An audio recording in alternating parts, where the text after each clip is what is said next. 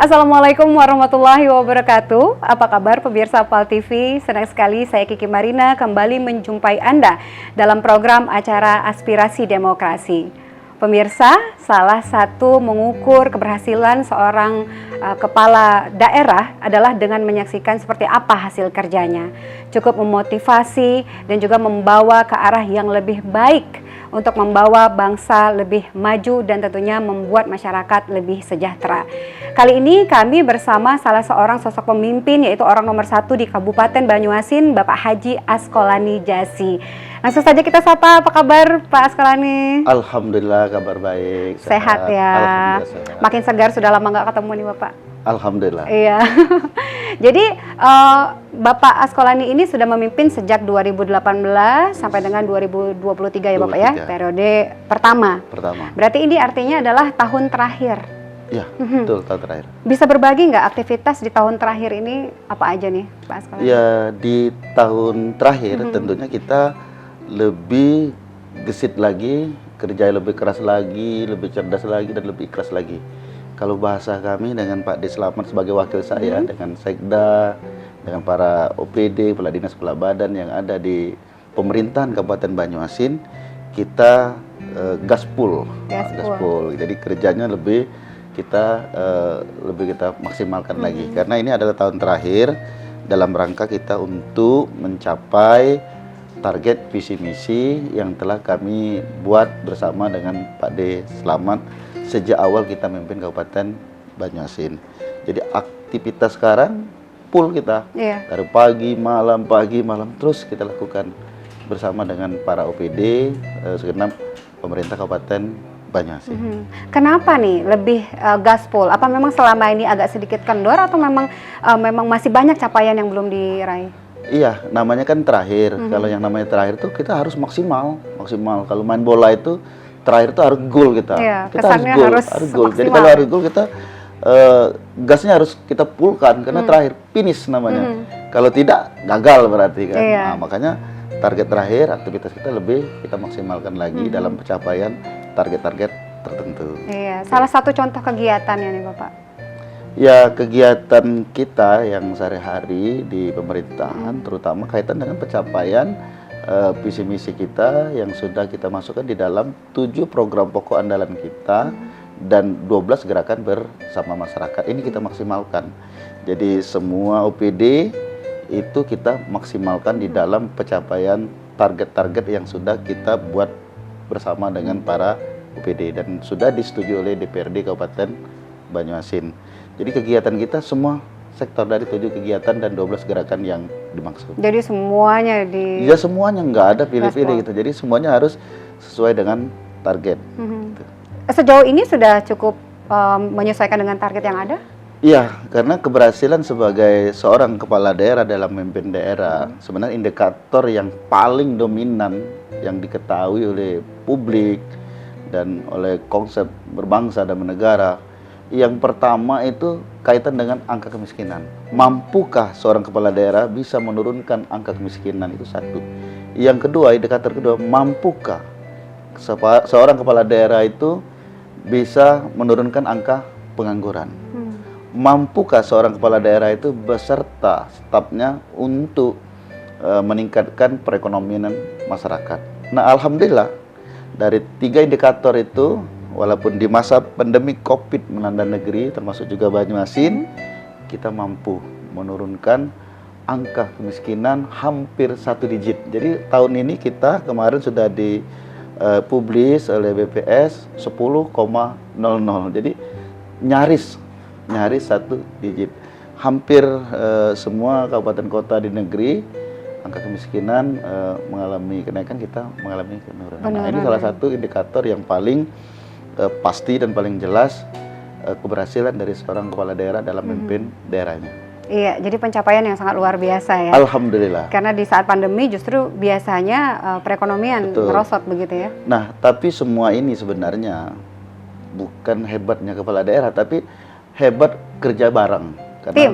Iya, tim. Jadi tidak mungkin kita bisa berhasil, kita mampu dalam mewujudkan sebuah program yang sudah kita canangkan tanpa kerjasama. Karena kunci suatu kesuksesan adalah dengan kerja bareng, kerjasama.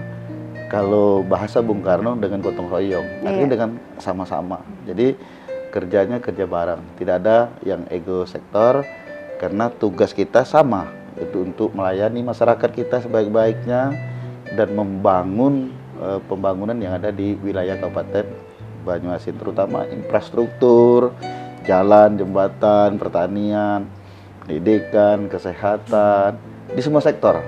Harus digaspol semuanya. Tadi sudah disampaikan Bapak Askolani bahwa memang sudah ada capaian, terutama tadi menuntaskan angka kemiskinan, begitu ya. Nah, pasti ada pencapaian-pencapaian lain dalam 3 tahun ke belakang ini. Bisa disampaikan. Terutama yang kaitan pencapaian yang paling membanggakan kita untuk pemerintahan dan masyarakat Kabupaten Banyuasin, kaitan dengan kita Banyuasin dinobatkan penghasil pangan terbesar nomor 4 nasional. Iya, luar biasa. Itu luar biasa. Jadi dan nomor 1 di wilayah Sumatera dan nomor 1 di luar Pulau Jawa. Jadi satu-satunya kabupaten kota yang ada di Indonesia adalah Banyuasin nomor 4 penghasil gabah, penghasil beras terbesar di Indonesia. Dan itu akan terus dipertahankan, bahkan ya, ditingkatkan. Kita punya target ke depan. Insya Allah Banyuasin saatnya nanti itu harus nomor 1 di Indonesia. Amin. Iya. Tapi kalau kita berbincang mengenai capaian-capaian, capaian ini apakah memang sesuai dengan visi misi dari awal Bapak menjabat, ataukah memang ini bahkan melampaui? Kalau menurut Bapak keberhasilannya sejauh apa? Ya, kita tidak bisa mengatakan melampaui ya, karena memang dalam visi misi kita ingin bagaimana infrastruktur, jalan, jembatan itu maksimal kita laksanakan, dan ini sebenarnya belum memenuhi target yang kita banggakan juga sebenarnya, tapi setidak-tidaknya sudah memenuhi harapan masyarakat walaupun belum maksimal. Nah, hal lain sebenarnya yang paling terpenting menjaga kekompakan di pemerintahan termasuk juga di masyarakat, karena alhamdulillah Banyuasin, alhamdulillah secara komplek, padahal Banyuasin masyarakatnya sangat heterogen sekali, hampir semua suku ada di Banyuasin, hampir semua agama ada di Banyuasin, dan semua itu seperti miniatur Indonesia Banyuasin. Justru tapi alhamdulillah dengan kondisi yang sangat kompleks itu Banyuasin sangat kompak, sangat aman dan bersatu, sehingga inilah menimbulkan semangat baru bagi Kabupaten Banyuasin untuk mewujudkan Banyuasin bangkit, adil dan sejahtera. Itu tagline kita dalam visi misi kita. Betul sekali, dari awal mengikuti perjalanan Bapak Askolani. Yang paling penting itu kita konsisten. Kalau dalam agama itu istiqomah dengan visi misi yang sudah kita canangkan dan sudah kita sepakati bersama. Itu yang paling penting. Tapi pasti tentunya ada jenjang karir ya yang membuat Bapak pada fase ini ya. Dan kita akan membahas nih, kita tahan dulu sesi kedua. Kita akan bahas nih seperti apa perjalanan jenjang karir sampai dengan di posisi saat ini ya Bapak ya. Dan tentunya untuk pemirsa PAL TV tetap bersama kami, Aspirasi Demokrasi akan segera kembali.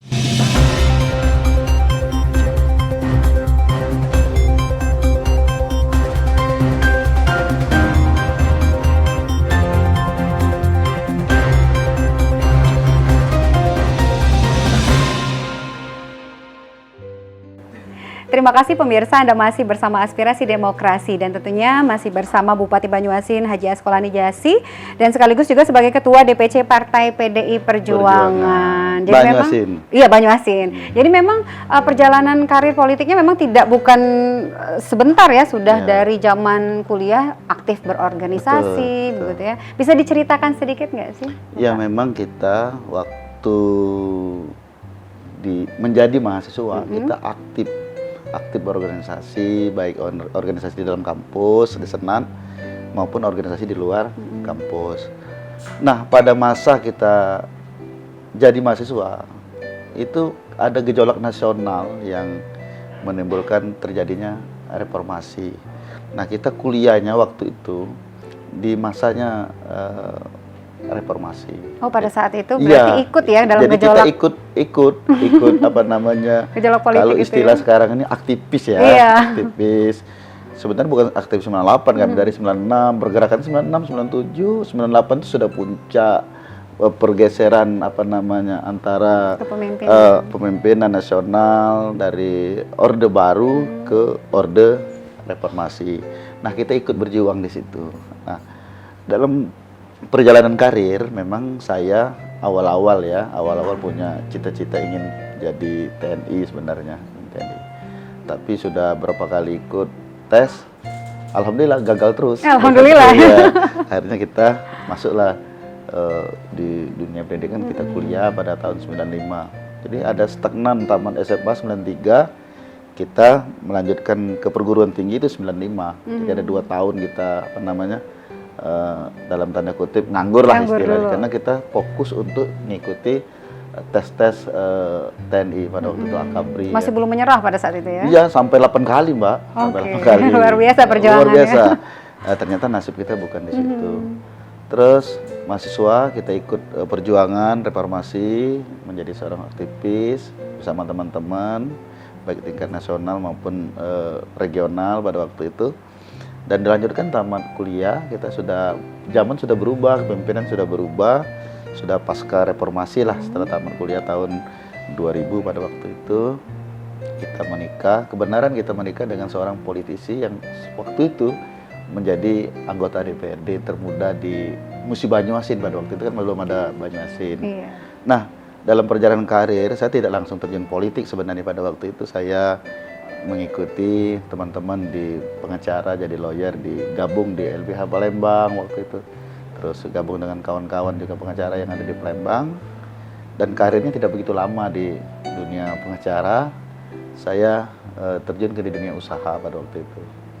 Jadi menjadi seorang pengusaha muda pada waktu itu. Kata kawan-kawan muda marah, katanya muda merajuk. Jadi kita jadi pengusaha.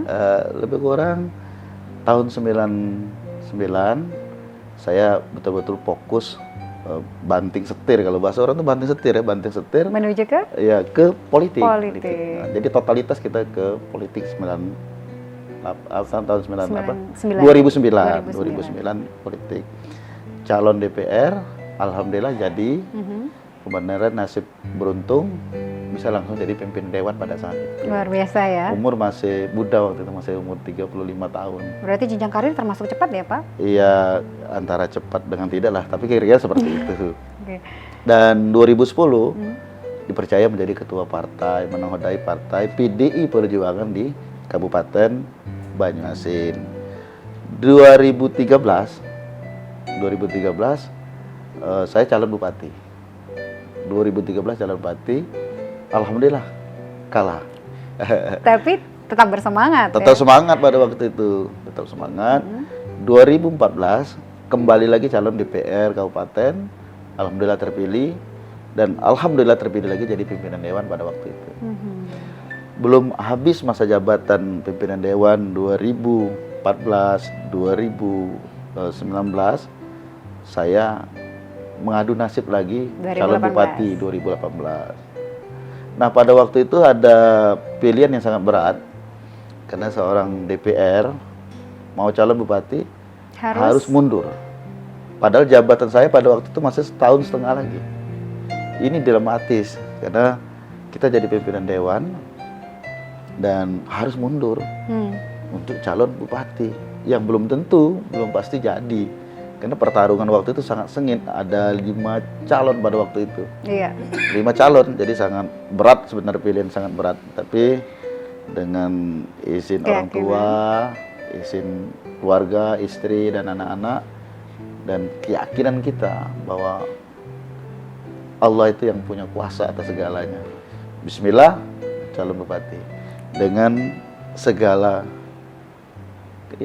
yang ada lah kira-kira. Berjuang semampu kita, semampunya. sebisa kita. Alhamdulillah kita terpilih pada waktu itu. Nah, ini salah satu juga saya sampaikan bahwa memang kuasa Allah itu memang ada. Allah itu maha kuasa atas segalanya. Jadi saya bupati ini menunjukkan tentang suatu kuasa Allah. yang memang menentukan orang jadi tidak jadi itu memang betul-betul Allah. Karena menurut logika dalam hal finansial pada waktu itu kan, kita ya jauh dari para petarung-petarung kita, lawan-lawan kita pada waktu itu. Tapi dengan semangat, dengan keyakinan, dan kerja bareng tim dan keluarga, alhamdulillah kita bisa memenangkan pertarungan pada waktu 2018 itu. Iya, dan alhamdulillah, Alhamdulillah gitu ya, jadi. sukses memimpin. Alhamdulillah. Dan sebenarnya lebih tertarik tadi cerita pada saat sudah sempat menjadi lawyer ya. Ya, Tiba-tiba banting setir juga jadi pengusaha. Pengusaha. Dari pengusaha banting setir ke politik, apa sih yang membuat politik ini begitu indah sehingga loncat ke politik? jadi kan gini, di dalam kehidupan kita, saya menjadi seorang lawyer, jadi seorang pengacara pada waktu itu memang bergaulnya dengan teman-teman pengusaha. Saya banyak mendampingi teman-teman pengusaha. Sehingga pada waktu itu saya tahu betul bagaimana kehidupan seorang pengacara, bagaimana kehidupan seorang pengusaha.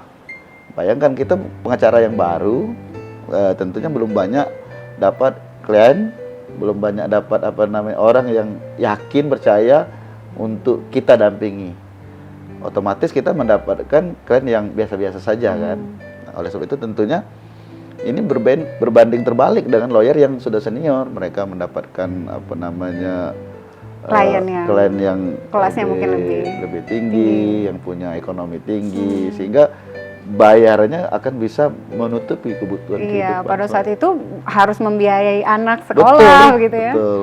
Nah, ini yang berat bagi saya pada waktu menjalani kehidupan. Sementara istri saya kan dewan. Saya seorang suami. Masa saya ikut Ada rasa ego iya, juga gitu ya. sebagai seorang laki-laki ada ego lah ya. Rasa gengsi lah. Masa istri yang nanggung kehidupan rumah tangga, kan tidak mungkin itu terjadi. Makanya kita bertekad harus ada perubahan.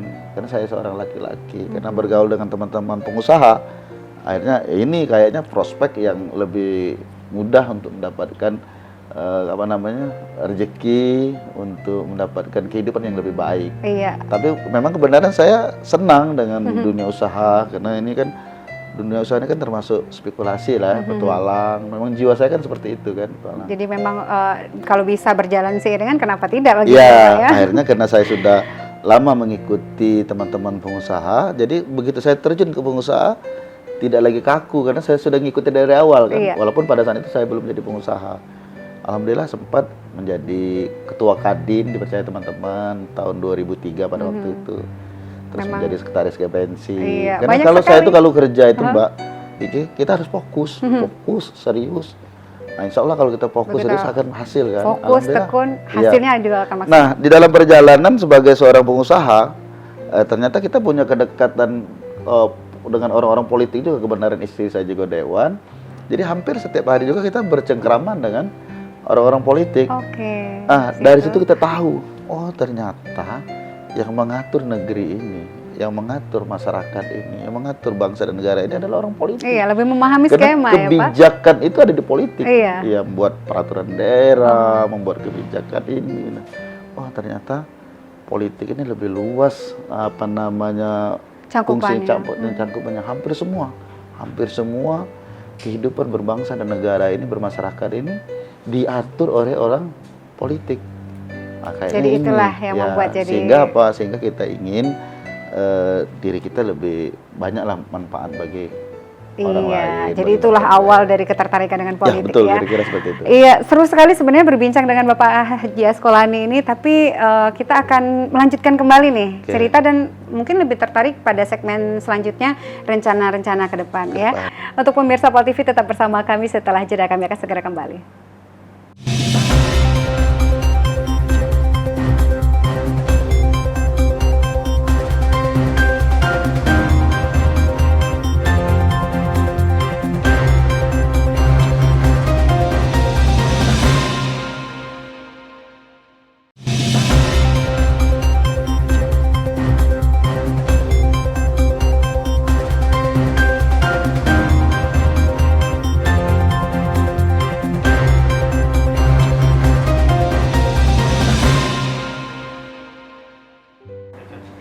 Terima kasih pemirsa, Anda tetap bersama kami dalam Aspirasi Demokrasi. Tentu saja kita masih bersama Bapak Haji Eskolani yang masih ingin dipertanyakan mengenai ketertarikannya nih. Kalau dari tadi sudah Kiki tanya mengenai ketertarikannya kenapa terjun ke dunia politik. Kali ini Kiki ingin lebih bertanya, sebelumnya sudah menduduki jabatan sebagai anggota DPR. Ya. Tertarik untuk memimpin kabupaten, menjadi bupati, seorang bupati. Apa sih sebenarnya yang membuat Bapak jadi terpanggil ingin menjadi seorang bupati? Ya. Jadi selama 2 periode kita jadi dewan dan jadi pimpinan 2 periode juga, kita banyak turun ke bawah, mengetahui langsung persoalan-persoalan yang dihadapi, termasuk juga harapan-harapan, keinginan masyarakat kita di bawah yang belum dapat dipenuhi oleh pemerintah pada saat itu. Terutama Banyuasin ini punya topografi yang agak beda dengan kabupaten kota lain, karena kita ada daratan, ada perairan. Nah, Banyuasin itu ada 21 kecamatan, ada 288 desa, 25 kelurahan. Nah, tempat ini kan terisolir, karena yang delta-delta itu tidak bisa kita jangkau dengan jalan darat. Nah, kita punya target bagaimana nanti kehidupan mereka di sana itu harus kita sambungkan, harus kita integrasikan antara darat dengan perairan. Artinya kan harus kita bangun infrastruktur, jalan dan jembatan untuk menyambungkan dari darat ke perairan yang masuk. Karena kalau tidak, mereka akan tetap terisolir, kehidupan mereka tidak akan banyak perubahan. Jadi tidak merata pada saat itu? Ya betul, karena jangkauannya kan sulit. Nah, beda dengan kabupaten kota lain kan, dalam 1 hari bisa semua desa kita kunjungi. Mobilisasinya lebih mudah. Iya betul, Banyuasin kan sulit itu. Nah, kita ingin target kita kalau kita nanti jadi bupati, target awal kita infrastruktur harus kita betul-betul kita benahi, kita baiki. Yang kedua, Banyuasin itu kan punya potensi yang luar biasa. Kita punya luas lahan sawah yang lebih besar dibandingkan dengan kabupaten lain yang ada di Sumatera Selatan. Kenapa kita nomor 1 di Sumsel pun tidak pada waktu itu? Padahal luas lahan kita paling luas dibanding kabupaten kota lain yang ada di Sumatera Selatan. Nah, ini kenapa itu nggak bisa? Seharusnya bisa kan, karena kita lebih luas. Ternyata memang hasil produksi kita belum maksimal pada waktu itu. Kita antara 2 ton sampai 3 ton per hektar. Sementara di daerah lain sudah 5 ton, 6 ton per hektar. Kenapa? Artinya pada waktu itu belum mendapat perhatian secara serius, fokus oleh pemerintah. Makanya banyak lagi hal-hal yang lain, pendidikan, masalah kesehatan juga. Kenapa pelayanan belum maksimal? Kenapa orang harus buat KTP, harus ke Pangkalan Balai, ke kota Pangkalan Balai, sementara mereka harus menggunakan waktu yang sangat panjang. Artinya kan waktu yang lama dan biaya yang besar, mereka harus ke Pangkalan Balai pada waktu itu. Cuman hanya mengurus sebuah KTP dan kartu keluarga. Oh, ini pelayanan dasar seharusnya. Nah, makanya kita punya tekad ke depan, tidak usah lagi harus ke Pangkalan Balai. Cukup di kecamatan saja mereka sudah bisa membuat KTP. Sekarang sudah berjalan seperti sudah itu jalan, ya? Sudah 2 tahun ini. Bahkan kita mendapat penghargaan yang paling bergengsi, Dukcapil terbaik di Sumatera Selatan. Di Indonesia, bukan Sumatera, di Indonesia. Jadi kita dapat top 45 besar. Pelayanan terbaik. Pelayanan terbaik. Jadi ada inovasi namanya jam kunci. Jadi melayani masyarakat, buat KTP langsung jadi di tempat dan gratis. Wow, luar biasa. Iya, jadi pasti sekarang, merasa terbantu sekali masyarakat. Nah, jadi kita dapat 2 penghargaan dari 2 menteri langsung pada waktu Menteri Dalam Negeri dan Menteri Menpan RB. Jadi kita inovasi terbaik di Indonesia pada waktu itu. Alhamdulillah. Sebenarnya 2020 kita akan ditarungkan di tingkat internasional sebenarnya, mewakili Indonesia di PBB, tapi karena COVID sampai hari ini belum. Tapi tingkat nasional sudah sangat puas kita. Tapi luar biasa ide tercetus untuk yang bisa langsung jadi di tempat itu ya Pak? Maksudnya inovasi terbaru. Karena kita melihat, kok ngurusi KTP, ngurusi kartu keluarga susah amat sih. Padahal ini adalah kebutuhan penting, pokok, kebutuhan dasar masyarakat. Karena semua kegiatan, semua urusan harus menggunakan KTP pada saat ini. Nah, sekarang kita ada lagi inovasi terbaru lagi.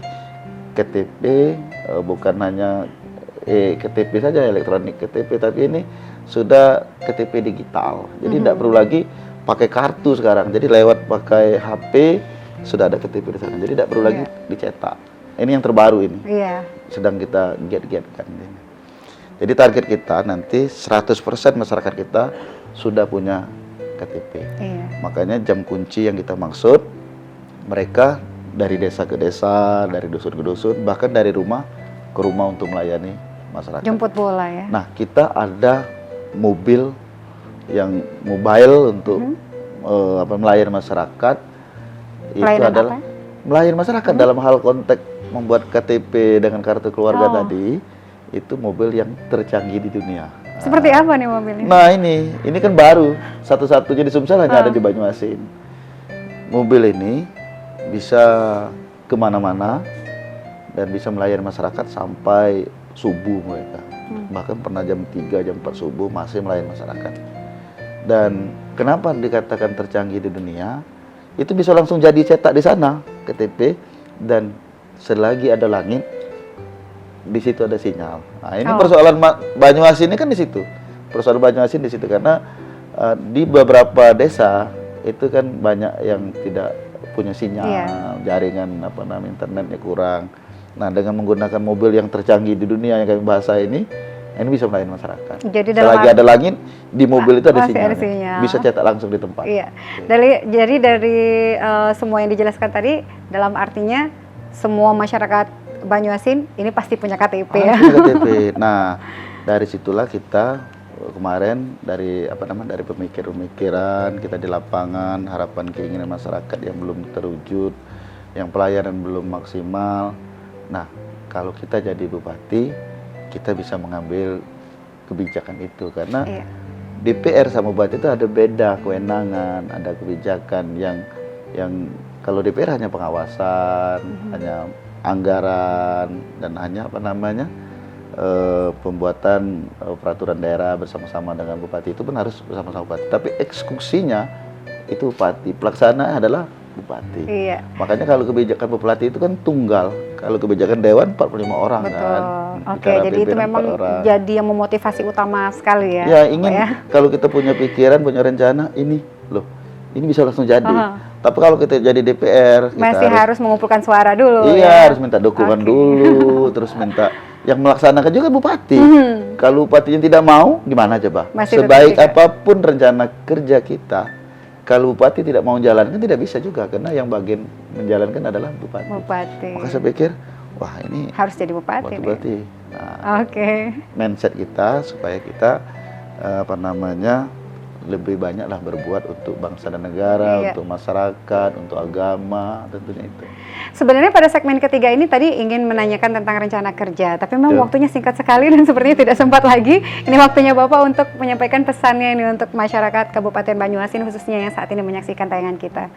Ya, kepada pemirsa PAL TV khususnya yang ada di Kabupaten Banyuasin dan di Sumatera Selatan, tentunya pada kesempatan ini saya sebagai Bupati Kabupaten Banyuasin mohon dukungan dan mohon doa dalam menyelesaikan masa jabatan di periode yang pertama ini agar dapat memaksimalkan 7 program dan 12 anggaran, 12 gerakan bersama masyarakat yang sekarang sudah kita canangkan sehingga ini bisa maksimal kita laksanakan. Mudah-mudahan harapan keinginan masyarakat Kabupaten Banyuasin terhadap persoalan-persoalan masyarakat yang ada pada saat ini bisa kita penuhi secara maksimal.